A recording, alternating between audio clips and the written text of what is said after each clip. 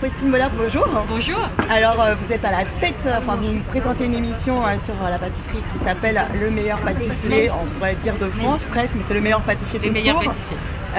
Alors déjà, si je peux vous permettre, on a l'impression que vous êtes la caution justement de la personne qui ne connaît rien à la cuisine. Ah, je n'y connais rien. Voilà, on est d'accord. Je l'assume. Mais je me demandais justement si ça se voyait, et je l'assume parfaitement. J'y connais rien en pâtisserie. J'ai essayé ma première tarte, je crois 3 semaines avant de commencer l'émission. Ça a été une catastrophe. Je pense que Cyril Lignac se moque encore de moi quand je lui ai expliqué comment j'avais fait. Et une tarte à quoi? Une tarte framboise. Ah, oui, commencé par la difficulté voilà, quand même. mais hein. j'ai voulu faire tout chauffer en même temps, et je crois que c'est exactement ce qu'il ne faut pas faire. Donc j'ai été la risée de Cyril et Mercotte pendant tout le tournage.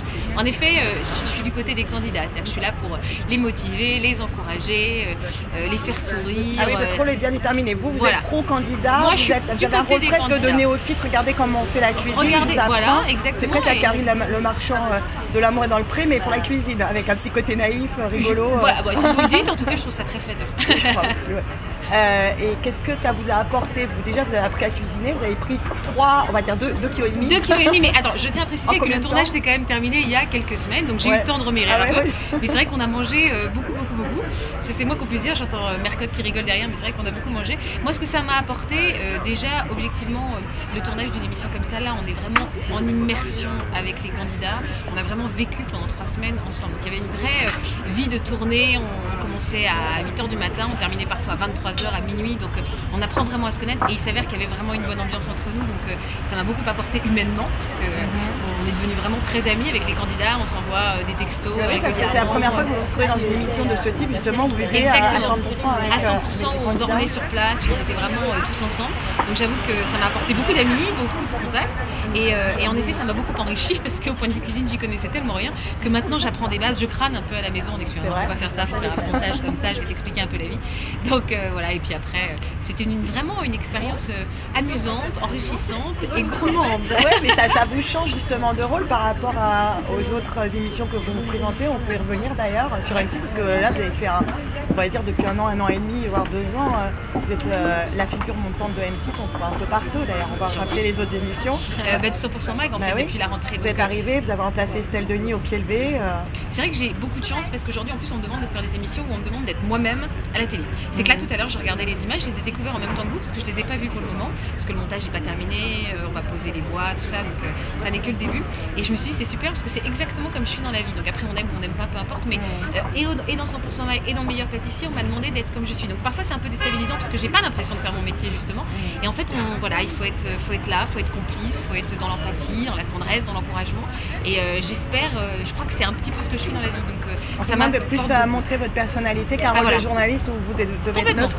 Là pas du tout, là je suis pas tellement là je suis vraiment dans un rôle d'ambianceuse, et puis dans un rôle de moi, quoi. C'est-à-dire que voilà, d'être aux côtés des gens, de vivre l'expérience à leur côté. Il y a des fois où ils ont été stressés, j'ai été stressée avec eux. Il y a des fois il y a eu des larmes, vous verrez des larmes.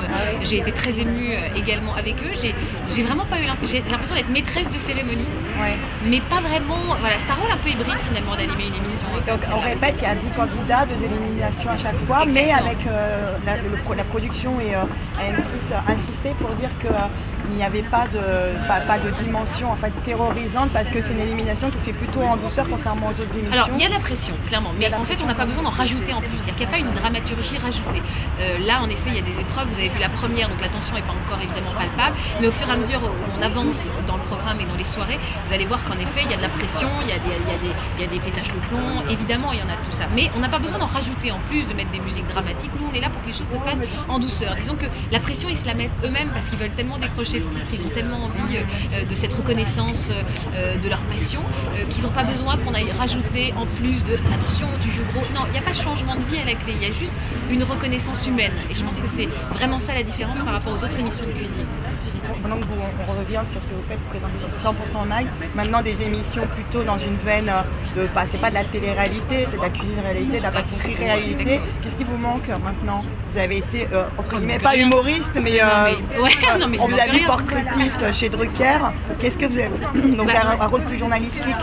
Non, le luxe absolu, c'est que ça reste comme c'est. Moi je dis pour l'instant, plein de choses à faire. En effet, j'ai la chance de pouvoir m'exprimer dans différents créneaux.